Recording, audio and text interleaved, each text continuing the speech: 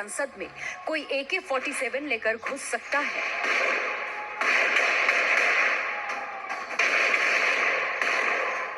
साल पहले टेलीविजन पर प्रसारित हो रही इन तस्वीरों को देश ने हैरान होकर देखा।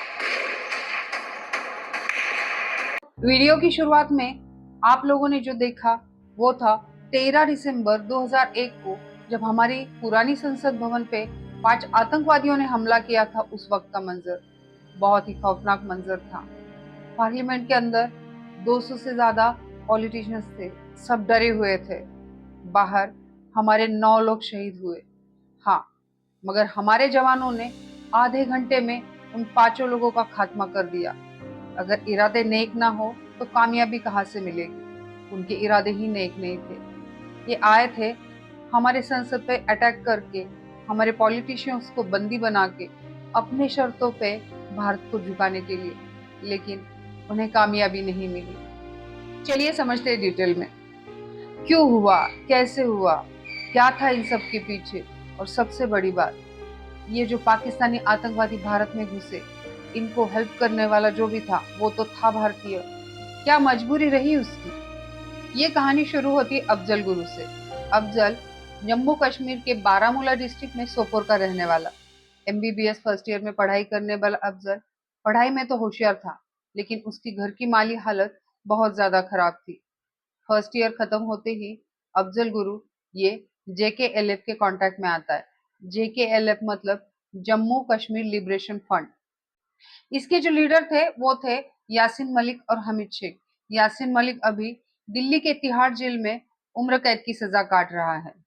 ये घटना जब घटी उस समय JKLF का एक ही काम था, जो जम्मू कश्मीर के 14 से 20 साल के लड़के हैं उनको माइंड वॉश करके पाकिस्तान भेजना और उन्हें पूरी तरह आतंकवादी बना के रिटर्न भारत बुला लेना। ये सब JKLF करता था और इसी में फंस गया था अफजल गुरु। अफजल गुरु भी 2.5 महीने के लिए पाकिस्तान जाता है, वहां से आतंकवादी ट्रेनिंग लेता है और वापस आ जाता है। ISIS के लोगों से 2.5 महीने का ट्रेनिंग लेके अफजल गुरु जब भारत वापस आता है तो उसे वो लोग AK-47, 3 मैगजीन्स और 10,000 रुपए कैश देते हैं। अफजल के साथ 80 और लड़के पाकिस्तान से आतंकवाद का ट्रेनिंग लेके कश्मीर लौट आते हैं। इस बात की खबर BSF को मिल जाती है। BSF वाले इन लड़कों को पकड़ना स्टार्ट कर देता है। इसीलिए अफजल डर के दिल्ली भाग जाता है। वहां वो अपने भाई शौकत गुरु के साथ मुखर्जी नगर रहने लगता है। दिल्ली जाकर अफजल कमीशन एजेंट का काम स्टार्ट कर देता है। इसके अलावा वो ग्रेजुएशन के लिए दिल्ली यूनिवर्सिटी में पॉलिटिक्स साइंस में एडमिशन लेता है। दिल्ली यूनिवर्सिटी में पढ़ाई करते वक्त अफजल की पहचान अरेबिक पढ़ाने वाले सैयद अब्दुल रहमान गिलानी से हो जाती है। सैयद अब्दुल रहमान गिलानी, शौकत गुरु और अफजल ये तीनों मिलके आगे चल के बहुत कुछ करते हैं। तो आगे बढ़ते हैं। इसके बाद अफजल 94 आते आते अपना ग्रेजुएशन कंप्लीट कर लेता है और श्रीनगर चला जाता है। जब वो श्रीनगर जाता है तब उसे पता चलता है कि गवर्नमेंट की एक योजना के तहत वो अपने आप को सरेंडर कर सकता है। इसके बाद अफजल उसके पास जो AK-47 थे वो और मैगजीन्स थे 3, इसको वो गवर्नमेंट को सौंप देता है। गवर्नमेंट की इस योजना के तहत ये सिर्फ हथियार जमा कर लेते थे और जो भी नौजवान है उनको नई जिंदगी जीने का मौका देते थे। अफजल गुरु को फिर से नई जिंदगी जीने का मौका मिला। अफजल गुरु वहां पे अपना मेडिकल इक्विपमेंट का बिजनेस स्टार्ट कर देता है। सरेंडर के बाद अफजल की जिंदगी सुकून से चल रही थी। फरवरी 2001 में अफजल की दोस्ती तारिक अहमद से हो जाती है। तारिक अहमद एक पाकिस्तानी था, साथ ही में वो जैश ए मोहम्मद का सदस्य भी था। तारिक अहमद अफजल की पहचान गाजी बाबा से कराता है। गाजी बाबा जैश ए मोहम्मद का सुप्रीम कमांडो था।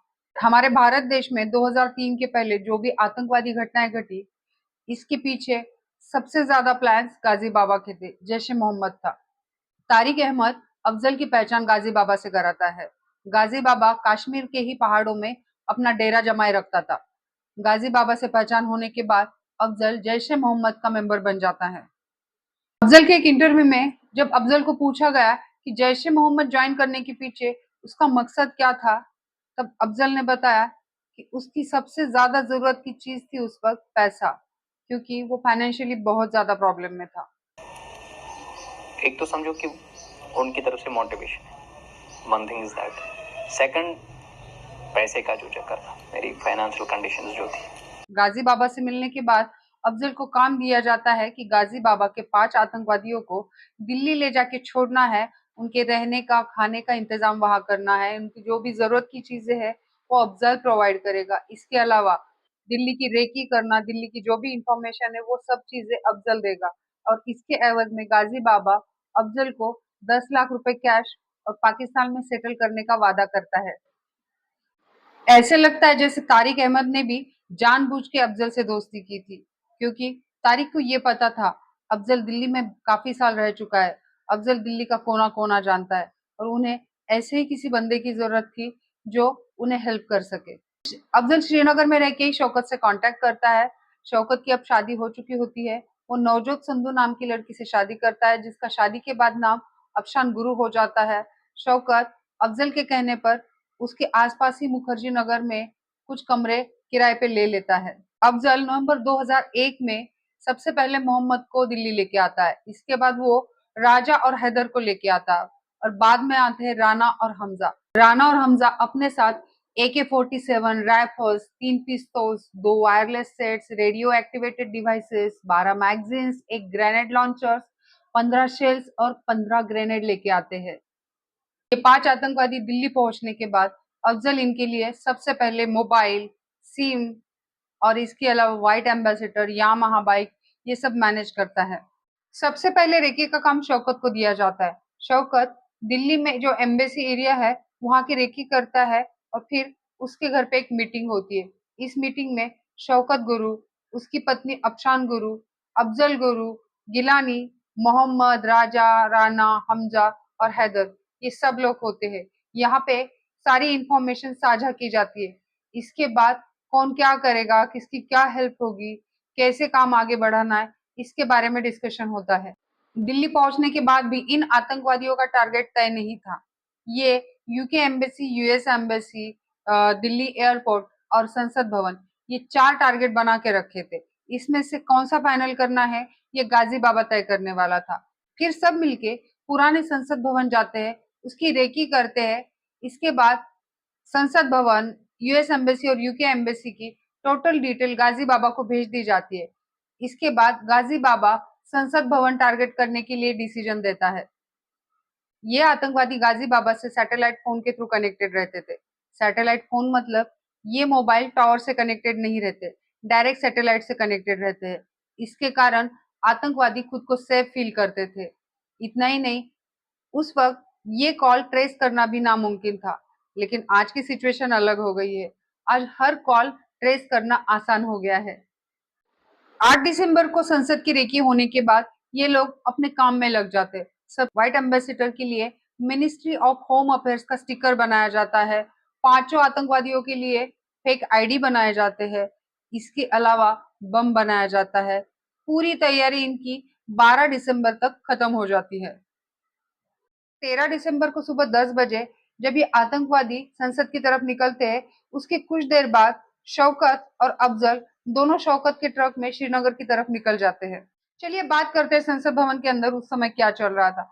संसद भवन में उस समय विंटर सेशन चल रहा था और अपोजिट पार्टी और रूलिंग पार्टी दोनों के बीच में बहस बहुत ज्यादा हो रही थी। बहस हंगामे में बदल गई और 11:20 पे सेशन रोका गया 40 मिनट के लिए। इसके बाद 11:20 पर अटल बिहारी वाजपेयी जी उस समय पीएम थे, क्योंकि बीजेपी जो थी वो रूलिंग पार्टी थी।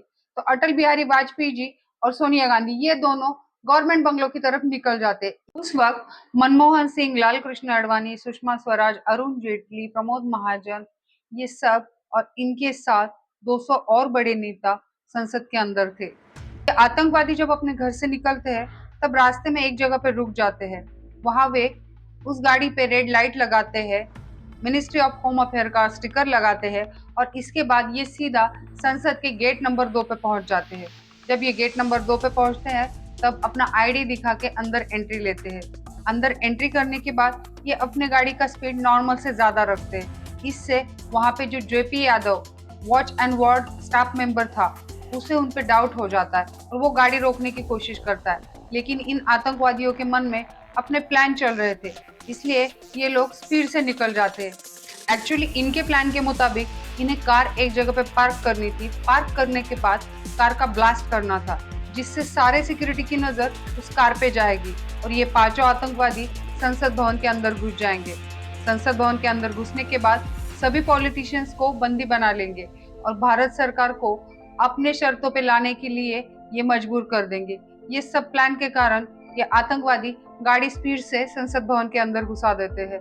जब गाड़ी गेट नंबर 11 तक पहुंचती है तब वहां पे वाइस प्रेसिडेंट के गाड़ियों का काफिला खड़ा रहता है। इनकी गाड़ी का स्पीड ज्यादा होने के कारण गेट नंबर 11 पे जो वाइस प्रेसिडेंट की गाड़ियों का काफिला खड़ा रहता है उनसे ये गाड़ी जाके टकराती है, जिसमें इनकी गाड़ी में जो बॉम्ब रखा हुआ था उसकी वायर लूज हो जाती है और बॉम्ब डिफ्यूज हो जाता है। उस वक्त बॉम्ब डिफ्यूज होने के कारण बहुत बड़ी दुर्घटना होने से बची। इसके बाद जो वाइस प्रेसिडेंट के ड्राइवर थे शेखर और दिल्ली पुलिस के एएसआई जीतराम, ये दोनों गन लेकर उस ड्राइवर के पास जाते हैं और उसके कनपट्टी पे गन लगाते हैं। इसके बाद पांचों आतंकवादी एम्बेसडर से बाहर निकलते हैं और अंधाधुंध गोलीबार स्टार्ट कर देते हैं।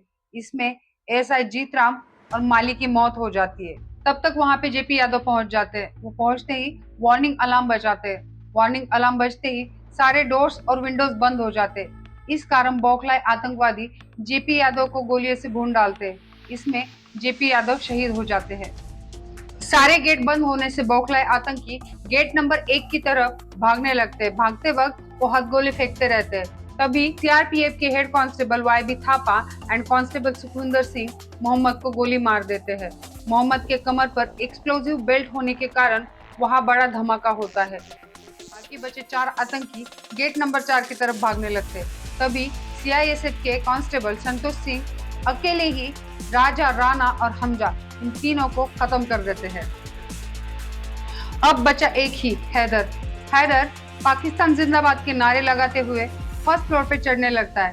तभी सीआरपीएफ के कांस्टेबल शामवीर सिंह उसे एक ही गोली में उड़ा देते हैं। 13 दिसंबर को सुबह 11:30 बजे ये आतंकवादी संसद के गेट के अंदर घुसते हैं और 12:15 तक इनका खात्मा हो जाता है।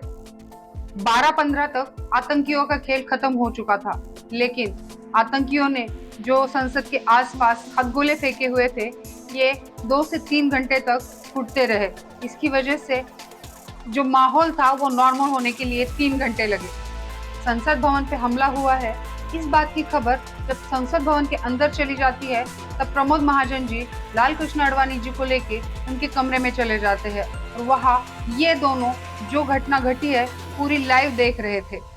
संसद भवन के अंदर लगभग 200 नेता थे। इन लोगों को जब बाहर निकालने की कोशिश की तो वो इतने डरे हुए थे, वो बाहर आने के लिए तैयार ही नहीं थे। तब आर्मी बुलाई गई। आर्मी इनके चारों तरफ थी। इनके बीच में से सारे नेता बाहर निकल गए। आतंकवादियों का खात्मा होने के बाद जब उनकी कार चेक की जाती है तो उसमें ड्राई फ्रूट्स, डिफ्यूज हो चुका बॉम्ब और 30 किलो आरडीएक्स मिलता है। इसके अलावा जब मोहम्मद की जेब चेक की जाती है तो उसमें 3 सिम मिलते हैं। इन 3 सिम के अंदर 3 वो नंबर मिलते हैं जो होते हैं अफजल गुरु, शौकत गुरु और सैयद अब्दुल रहमान गिलानी के। साइबर सेल जब ये तीनों नंबर चेक करते हैं तो ये तीनों नंबर चालू होते हैं। एक नंबर दिल्ली में ही था तो 2 नंबर बाकी श्रीनगर में थे। जब साइबर सेल इनकी एक्टिविटीज की वेट करता है तब पहले नंबर पे कॉल आता है सैयद अब्दुल रहमान गिलानी को। ये कॉल उसके भाई का होता है। उसका भाई उसे पूछता है कि ये क्या हुआ, तब सैयद बोलता है कि ये करना जरूरी था। इससे पुलिस को ये अंदाजा लग जाता है कि ये लोग ये हमले के बारे में बात कर रहे हैं। इसके बाद दूसरे नंबर पे कॉल आता है जो शौकत का नंबर है। इस पे उसकी पत्नी अफशान का कॉल होता है। उन दोनों की बातों से भी पुलिस को ये अंदाजा लग जाता है कि ये भी बात इस हमले के बारे में ही कर रहे हैं। इसके बाद पुलिस 15 दिसंबर को सुबह 10:30 बजे गिलानी को अरेस्ट करती है।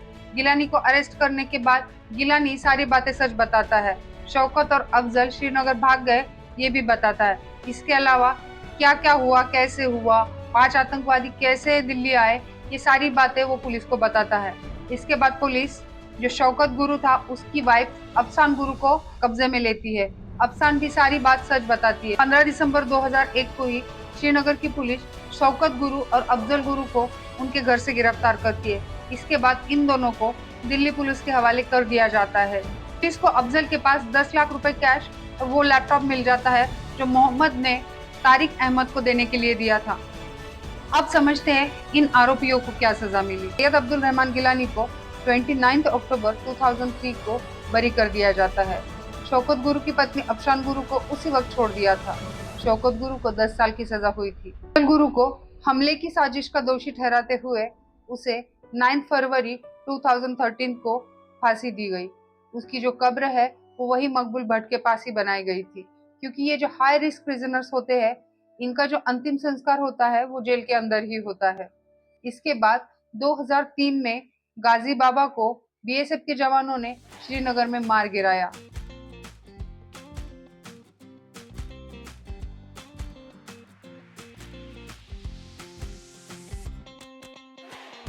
Upheld the acquittals of S.A.R. Gilani and Afshan Guru as given by the Delhi High Court. But what is significant is that the Supreme Court has acquitted Shaukat Hussain Guru of the charge of conspiring in the parliament attack. दोस्तों, ये information कैसी लगी? अगर अच्छी लगी हो तो like कीजिए, कमेंट कीजिए, ज्यादा से ज्यादा शेयर कीजिए और हाँ, सब्सक्राइब करना मत भूलिए। Thank you.